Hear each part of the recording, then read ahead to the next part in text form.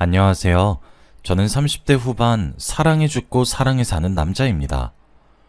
저는 회사로 오가는 출퇴근길에 종종 사연을 듣습니다.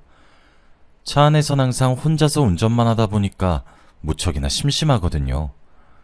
저는 출퇴근 거리가 조금 많이 먼 편이라서 이렇게 종종 자동차를 타는 순간 스피커를 통해서 사연을 듣는 행위를 매우 즐겨합니다. 세상은 넓고 사람들은 다양하다는 말이 틀린 것은 아닌 것이 느껴지는 게 사연이 참 다양하더라고요. 정말 듣는 사람까지 화가 절로 나는 기가 막히는 이야기부터 눈물이 글썽거리는 감동적인 얘기까지요. 그래서 저도 이번에 제 이야기를 한번 해보려고 합니다. 저는 5년 전에 결혼해서 지금 슬하에 딸아이를 하나 키우고 있는 유부남이에요. 제가 하고 싶은 이야기는 제가 가장 사랑하고 있는 세상에서 제일 현명한 여자인 제 아내에 관한 이야기입니다. 사실 저와 아내는 지인들의 소개로 만났고 2년이란 시간 동안 연애를 했습니다. 저와 아내는 정말 천생연분인 것처럼 잘 맞았고 잘 통했어요. 2년이라면 이런 것이겠구나 했죠. 아내는 얼굴도 예쁘고 성격도 좋았고 직장도 좋았어요. 그리고 저도 얼굴이 괜찮았고 성격도 괜찮았어요. 그치만 직장이 매우 좋았습니다.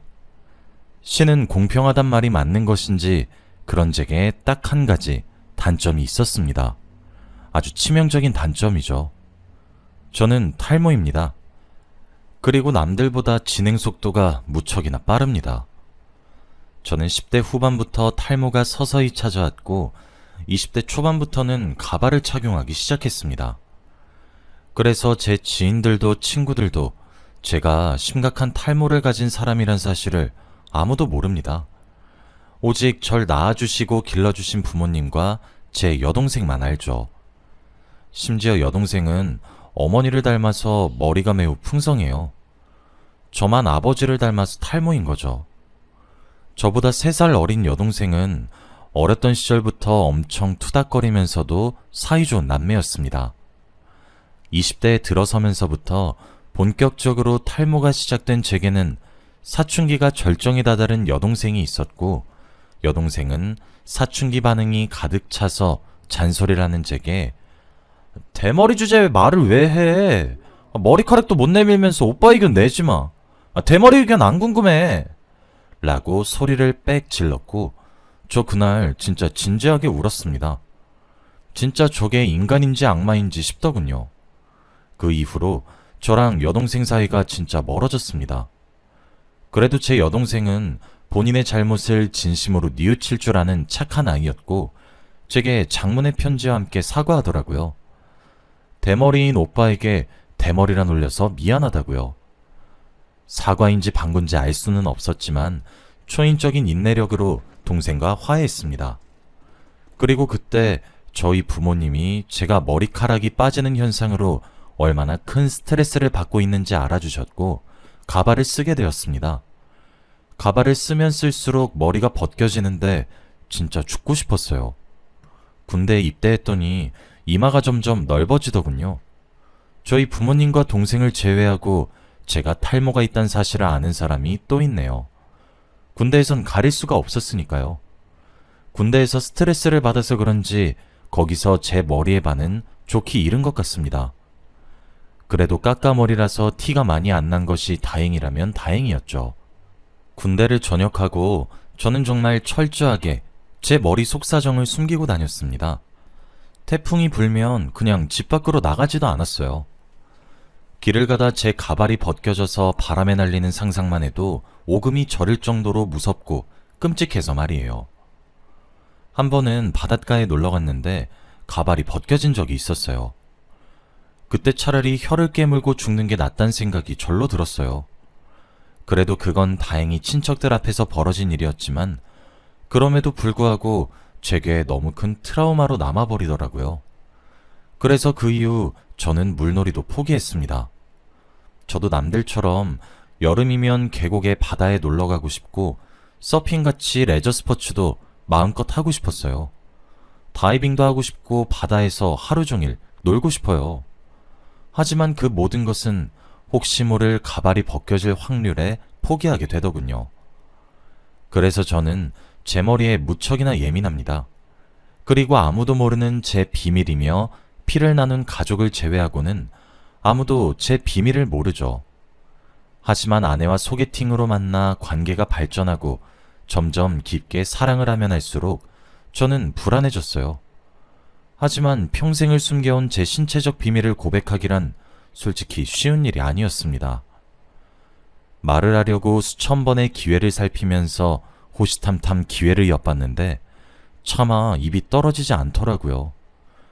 그렇게 2년이라는 시간 동안 결국 아내에게 말을 꺼내보지도 않았습니다. 그리고 그때쯤에는 탈모 진행이 엄청 빨라져서 정수리는 그냥 없어졌어요.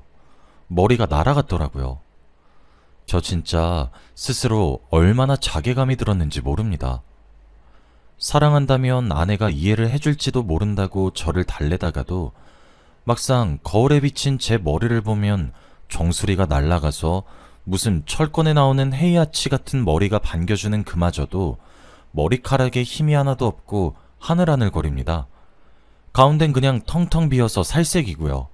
솔직히 어떤 여자가 30대에 머리숱이 날아간 저를 만나려고 하겠나 싶은 생각밖에 안 들어서 고백하겠다 용기를 내다가도 다시 수그러들게 되더라고요.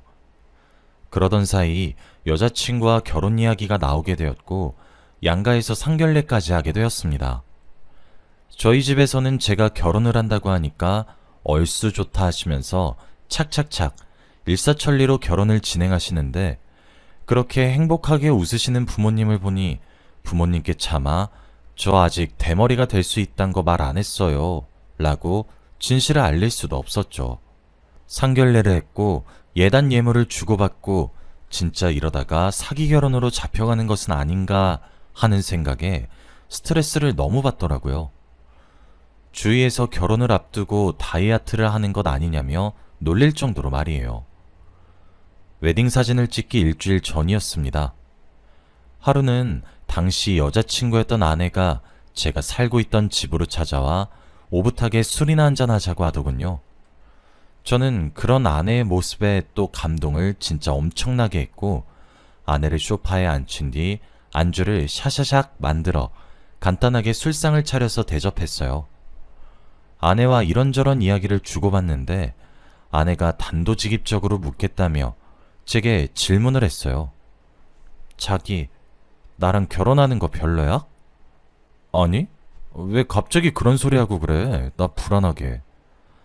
아니, 그게 아니라 요즘 자기 살도 엄청 빠지고 내가 무슨 말을 해도 영 집중도 못하고 자기 마음 준비 안 된 거라면 결혼을 조금 미뤄도 된다고 생각하거든?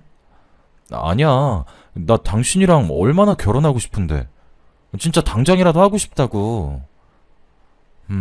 그럼 무슨 일 있어? 회사에 문제 있어?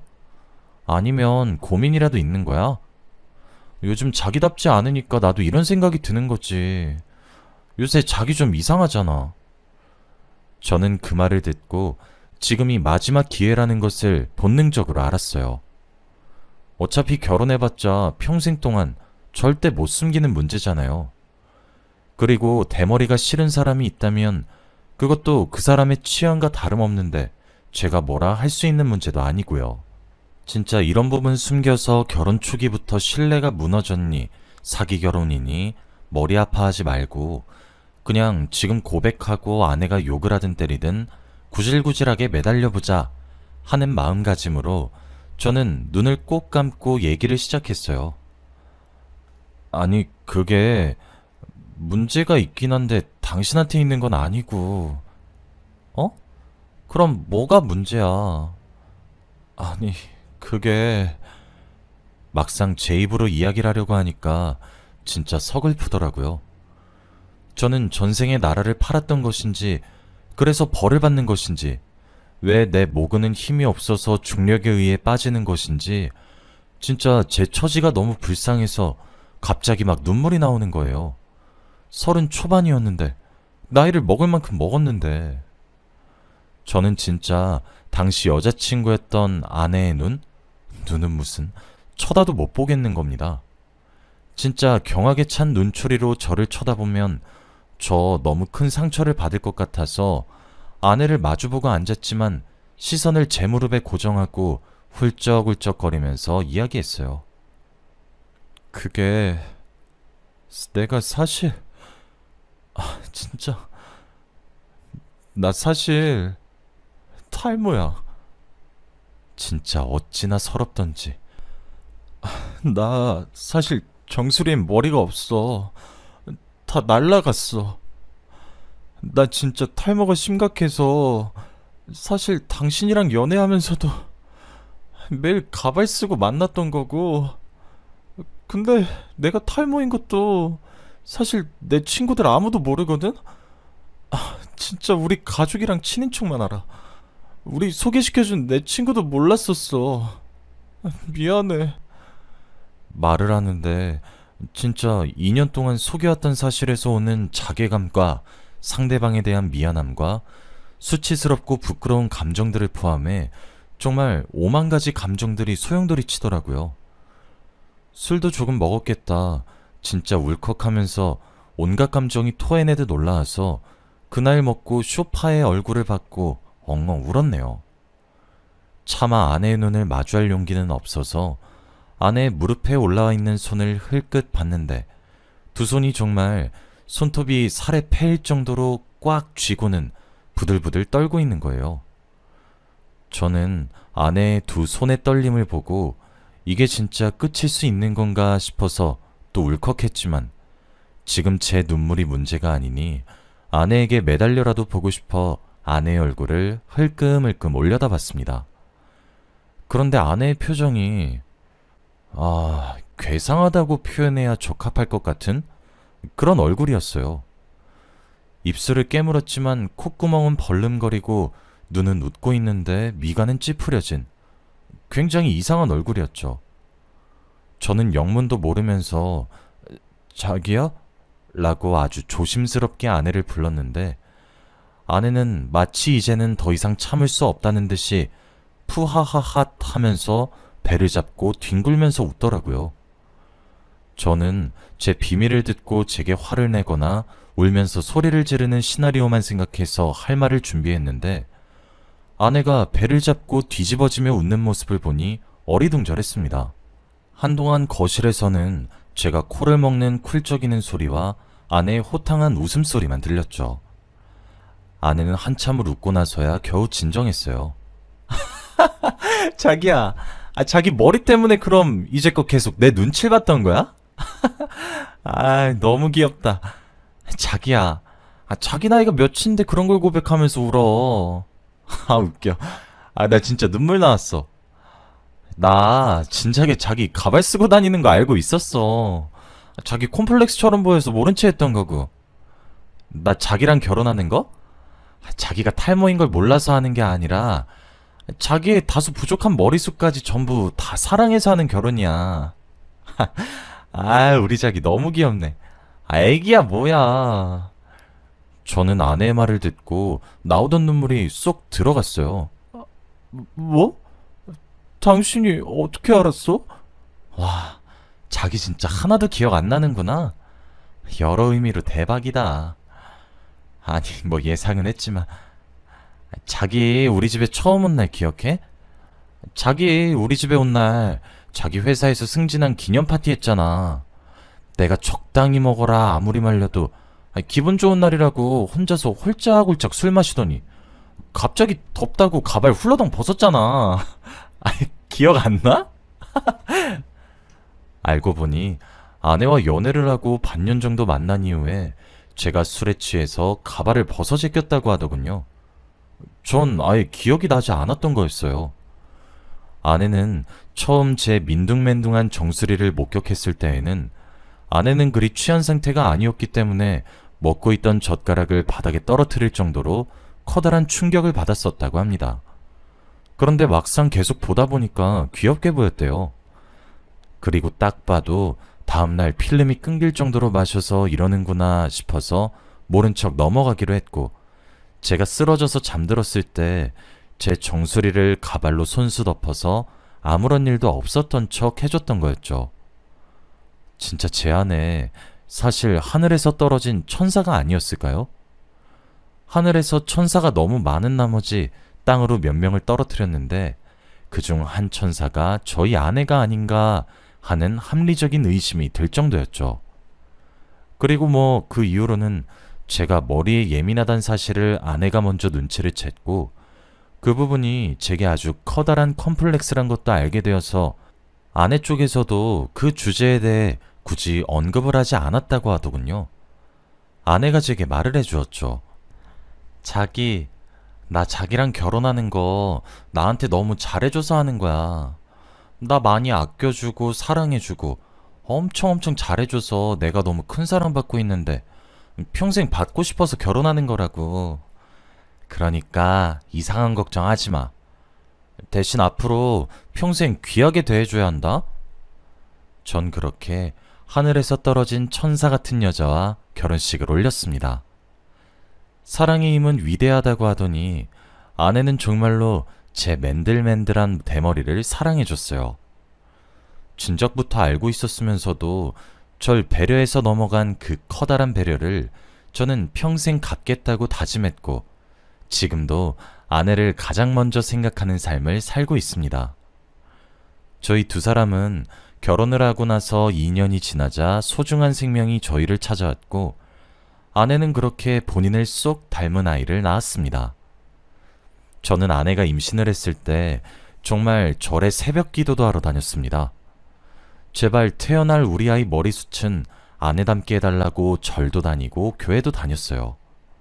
제 간절함이 하늘에 닿았는지 아내는 자신을 쏙 빼닮은 딸을 낳았는데 머리가 아주 풍성합니다.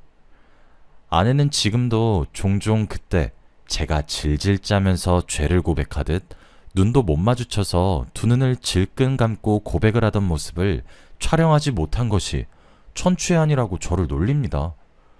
그때 그 모습이 엄청나게 귀여웠대요. 사랑의 힘은 정말 위대한 것 같지 않나요? 저는 아내의 눈에 씌어진 사랑의 콩깍지가 영원히 유지되었으면 하는 아주 작은 바람이 하나 있답니다. 저희 가족은 아주 잘 살고 있습니다. 솔직히 저는 아내가 제가 인생을 살아가면서 가장 최악이라고 했던 치부를 그렇게 덮어주는데 그런 뭔가 따뜻하면서도 몽글거리기도 하고 또 정말 아내의 말을 들으면 다 괜찮다는 생각이 들 정도로 포근한 기분이 느껴지는데 그런 느낌을 살면서 처음 느껴봤어요. 그리고 그 느낌을 받은 순간 저는 이 여자가 내 평생을 함께할 여자란 생각도 들었고요. 집신도 제 짝이 있고 인연이란 것이 반드시 존재한다고 하더니 저는 아내를 만나 무척 행복합니다. 아내는 남편인 제게도 이렇게 사랑과 배려심이 넘치는 사람인데 그래서 그런지 육아도 진짜 완전 잘하고 훈육도 엄청 잘합니다. 딸아이가 벌써 아내를 똑 닮아서 말을 한마디를 해도 엄청 예쁘게 하고 그래요. 저도 가정에 무척 충실하게 살고 있습니다. 아내와 결혼을 하면서 뭐랄까 제 인생에 이막이 펼쳐진 듯한 기분이에요. 하는 일도 무척이나 잘 되어서 회사 내에서도 최연소로 승진한 팀장이 되었습니다.